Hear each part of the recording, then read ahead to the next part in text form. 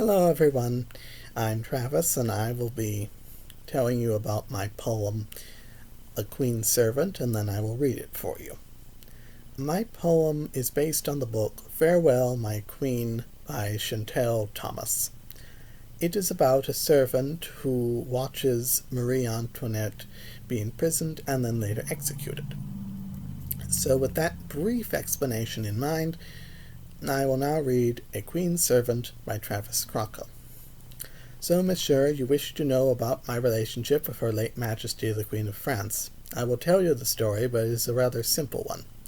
For I am a young woman who was one of her maids. I got the position at the palace, Versailles, 5 years before the French Revolution. I remember days serving her tea in the gardens in the summer. The sun shone bright and the flowers gave off their sweet scent. I always dressed the table with some of Her Majesty's favorite flowers. I made sure that everything was to the Queen's liking. My duties included helping to find and clean her clothes and accessories. My days were spent as a maid. The work was hard, but I gladly did it for my Queen. Then the people of the country began their uprising, known to them and others as a revolution.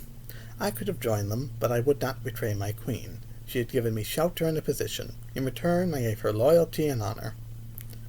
After serving her for 2 years during her imprisonment, we watched the king be executed.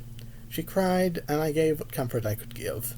Then my Queen went on trial and was found guilty of treason. I cried for hours, knowing that my beloved Queen would be killed by her subjects. I was one of the few people allowed to be with her in her final days. I was shocked when she gave me a small necklace that was her mother's. I said I could not take it, but she insisted, so in the end I did. On the fateful day, I was with her as we walked slowly towards that horrible machine. Some of the common people call it Madame Guillotine.